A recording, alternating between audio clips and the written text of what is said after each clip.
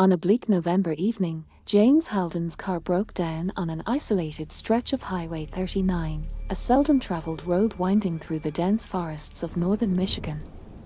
The sun had dipped below the horizon an hour ago, and the sky darkened rapidly, leaving only the crescent moon to illuminate the serpentine path ahead. James, a freelance photographer, had spent the day capturing the autumnal beauty of the wilderness.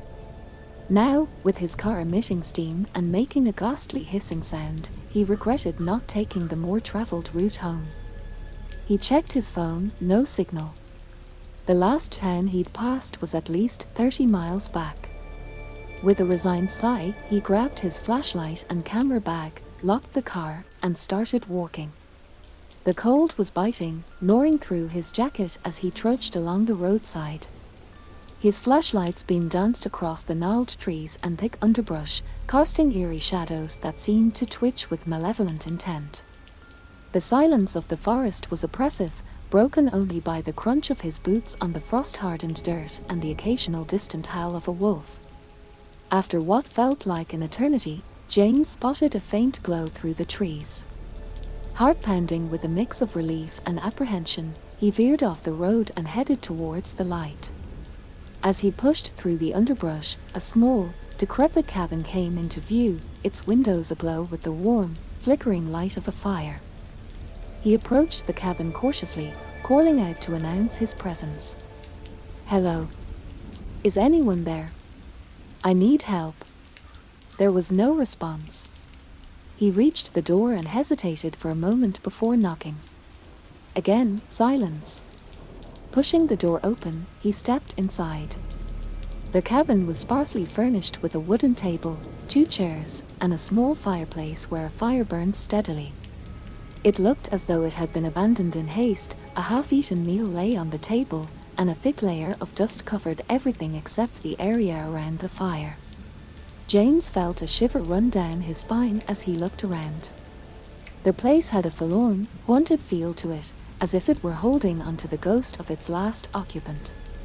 He added some logs to the fire to keep it alive, then decided to search the cabin for any sign of who might live there, or at least for something to indicate a nearby town.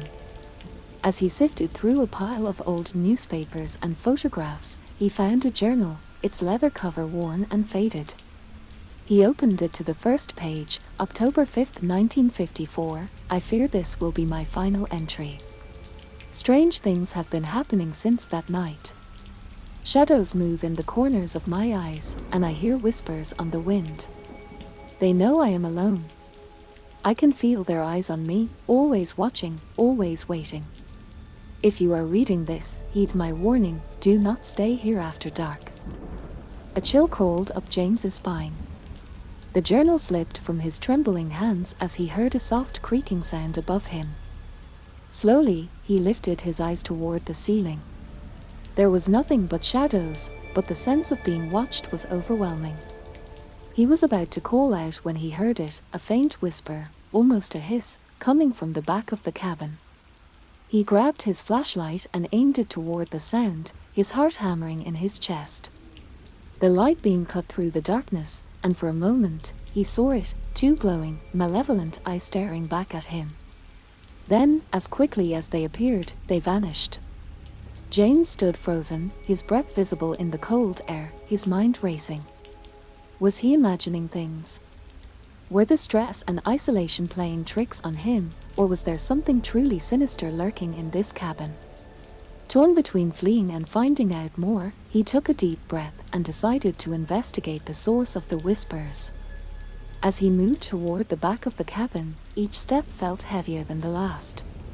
The air grew colder, and the faint smell of decay filled his nostrils. He reached the back room, and the door swung open with an ominous creak.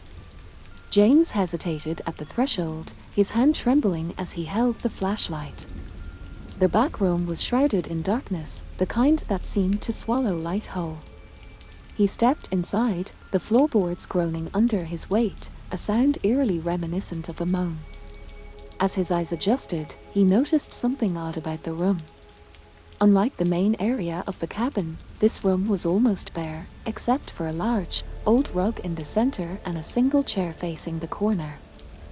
The air was thick with the smell of mildew and something else, something foul that James couldn't quite identify. His flashlight flickered as he moved it around the room, casting unsettling shadows that twisted and writhed along the walls. Just as he was about to step further into the room, his foot caught on the edge of the rug, pulling it back slightly. What he saw underneath made his blood run cold. Beneath the rug was a trapdoor, its handle worn and rusted. James stared at it, his mind racing. Every instinct told him to leave, to run from this place and never look back. But something else, some deep, driving curiosity, compelled him to stay. He knelt down, hesitated for a moment, then pulled at the handle. The trapdoor creaked open, revealing a dark void below. The stale air rising from the opening was suffocating, and James coughed as he shined his light down. There was a ladder leading down into what appeared to be a basement. Swallowing his fear, James decided to descend. Each rung of the ladder groaned under his weight, echoing through the silent cabin like the call of some forlorn creature. When his feet finally touched the ground, he found himself in a narrow corridor lined with stone walls. The air was cooler here, and the smell was stronger, more metallic. He walked slowly, his flashlight sweeping over the walls, which were covered in what looked like old, dried marks. As he moved closer, the grim realization hit him: they were handprints. The corridor ended at a small room. As James entered, his light fell upon the most horrifying sight yet. The walls were covered in photographs. They were all of people, their eyes scratched out, expressions twisted in terror. In the center of the room was a table with various old tools, all rusted and stained. James felt a wave of nausea and fear wash over him. He turned to leave, but stopped as he heard a noise, the faint sound of whispering. It was coming from the corridor he had just walked through. He listened, holding his breath, and could make out a voice, soft and insidious, speaking words he couldn't understand. The whispering grew louder, more urgent. James turned his flashlight back towards the corridor, and that's when he saw them, shadows, darker than the darkness around them, creeping along the walls, their forms vague and shifting. He stepped back, his heart pounding in his chest. The shadows moved closer, their whispering becoming a cacophony of voices, until, suddenly, everything went silent. James stood there, frozen, as a single, clear voice spoke from the darkness, its tone menacing. "You should not have come here," it hissed. Before he could react, a force pushed him back into the room, and the door slammed shut. James rushed to the door, trying to open it, but it wouldn't budge. He was trapped. Turning around, he faced the room again, his flashlight flickering as if struggling to keep the darkness at bay. He backed away from the door, his eyes scanning the room, trying to make sense of the nightmare he had stumbled into. The photographs seemed to stare at him, accusingly, their scratched-out eyes a grotesque testament to the cabin's dark history. He knew he had to find a way out, to escape the shadows and their whispers. But how? As he pondered his next move, the air grew colder, and the faint, foul smell turned into a stench of decay. It was then that James realized the true horror of his situation. He wasn't alone. Something was in the room with him, something unseen, its presence heavy and malevolent. James stood rooted to the spot, his breath shallow, as the cold seeped through his bones. The room felt smaller, the walls pressing in, each photograph bearing down on him with silent, horrifying judgment. He turned his flashlight towards the table, the beam illuminating the old, rusted tools that looked eerily like instruments of torture. His mind raced, thoughts tumbling over each other in a frantic bid to understand, to rationalize what was happening. But deep down, he knew that some horrors were beyond comprehension. The voice spoke again, closer this time, a sinister whisper that seemed to come from right behind him. "You know you cannot leave," it murmured. James spun around, flashlight sweeping through the air, but there was nothing, only the oppressive darkness and the suffocating fear. Desperate, he approached the table, thinking perhaps he could use one of the tools as a weapon, anything to feel less defenseless. As he reached out, his hand trembling, he touched something unexpectedly soft among the metal. Recoiling at first, he looked closer and saw it was a small, tattered book, half buried under the other items. He picked it up, the cover leathery and cold.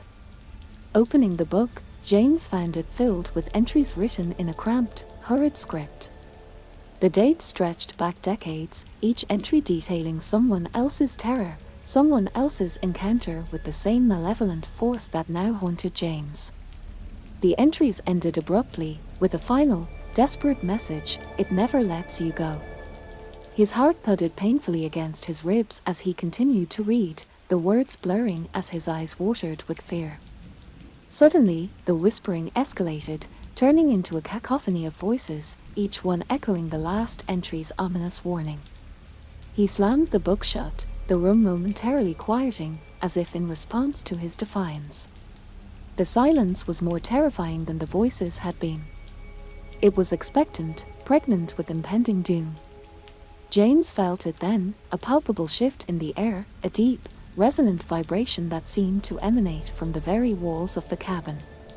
He shone his flashlight around, the light flickering erratically, struggling against an unseen force. That's when he saw it, a shadow detaching itself from the wall. It was not like the other shadows, it was denser, darker, its edges sharply defined yet constantly shifting, as if made of smoke. The shadow moved towards him, slow and deliberate, and James stumbled backward, tripping over his own feet. He hit the ground hard, his flashlight rolling away from his grasp, its light sputtering and dying as it went.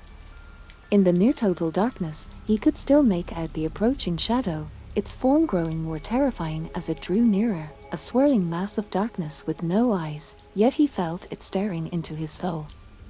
James crawled backwards, his hands searching for anything to help him, to defend him. His back hit the cold stone wall, and he realized with a sinking heart that there was nowhere left to run. The shadow loomed over him, and a coldness unlike any other enveloped him, seeping into his very bones. "Please," he whispered, his voice cracking, "what do you want from me?" The shadow paused, and for a moment, the oppressive atmosphere lifted slightly, as if it was considering his plea.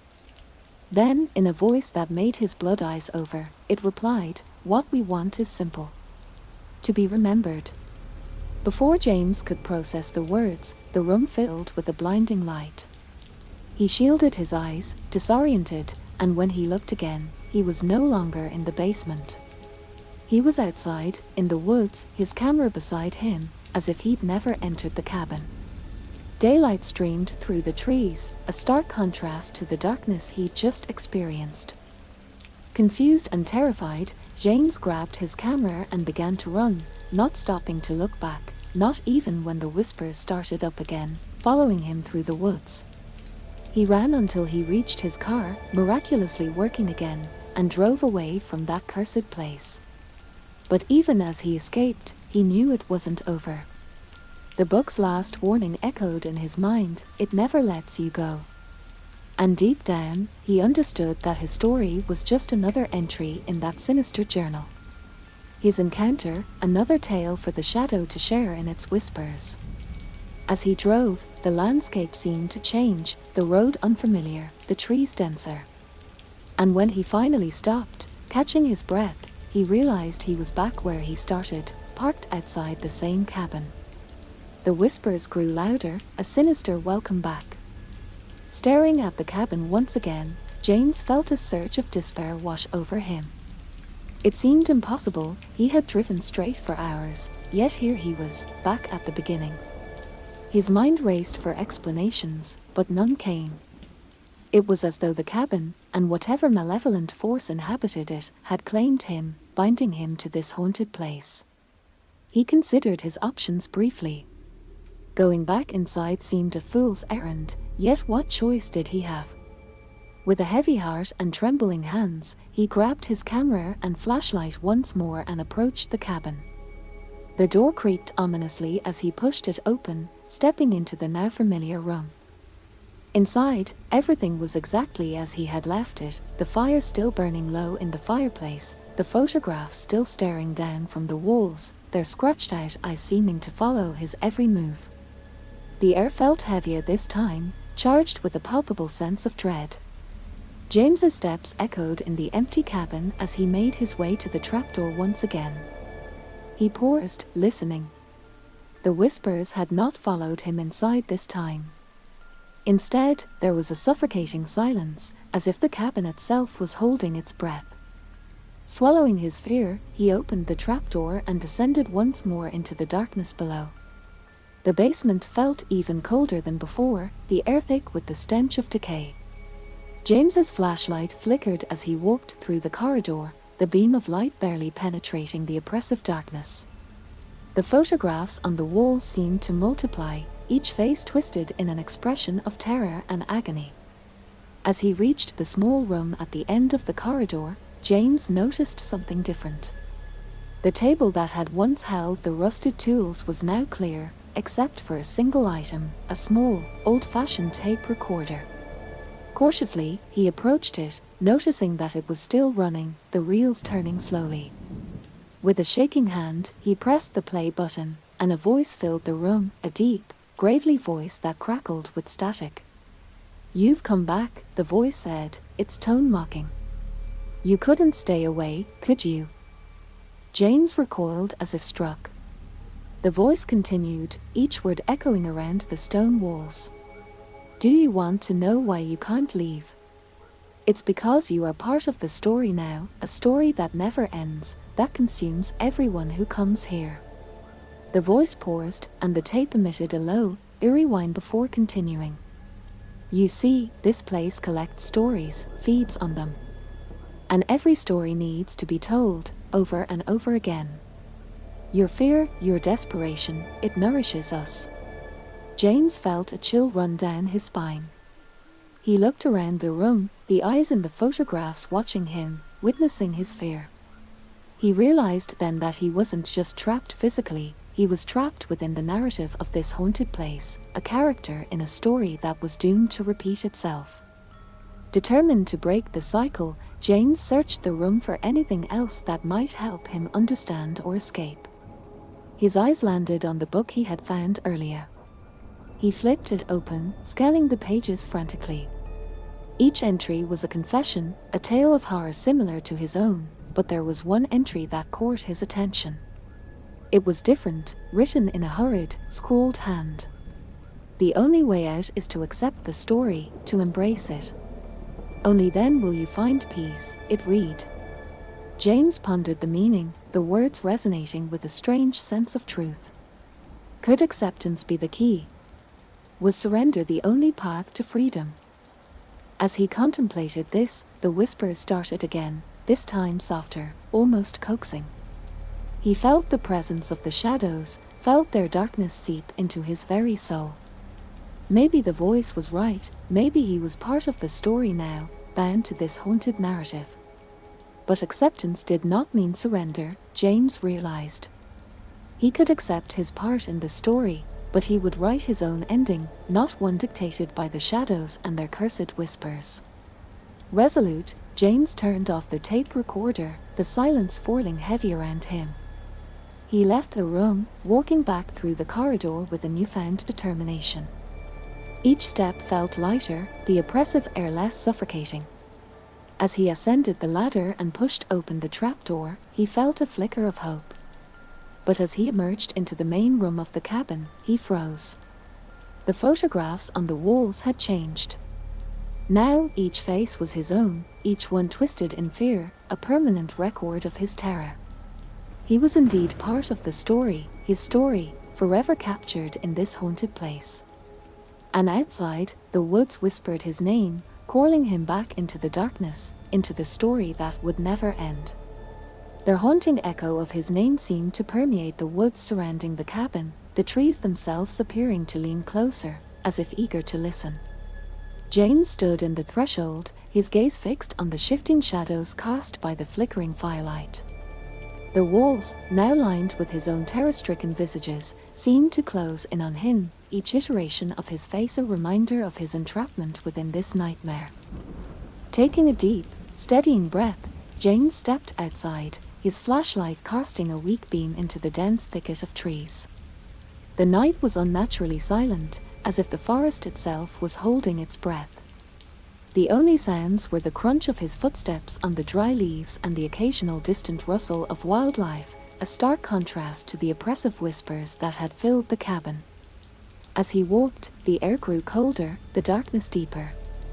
It felt as if the night itself was alive, watching him with unseen eyes. James's heart pounded in his chest, each beat a loud drum in the silent woods. He knew he couldn't just wander aimlessly, he needed a plan, a way to break free from the story that bound him. He remembered the words from the journal about acceptance and writing his own ending. Perhaps, he thought, if he could understand the origin of this curse, he could find a way to end it. With renewed purpose, he headed towards the heart of the woods, where the shadows were thickest and the air hung heavy with the scent of decay. As he ventured deeper, the trees began to thin out, revealing a clearing ahead. In the center stood an ancient stone well, its structure covered in moss and ivy. It looked as if it had been there for centuries, forgotten by time. James approached cautiously, his flashlight illuminating the dark opening of the well. A cold draught emanated from within, carrying with it a faint, almost imperceptible whisper. Curious despite his fear, James peered into the well. It was deeper than his light could reveal, its depth swallowed by darkness. As he stared, the whispers grew louder, more insistent. They seemed to be emanating from the very stones of the well, echoing up from the unseen bottom. "You must listen," the voices hissed, a chorus of ethereal tones that melded into one. "Listen and understand."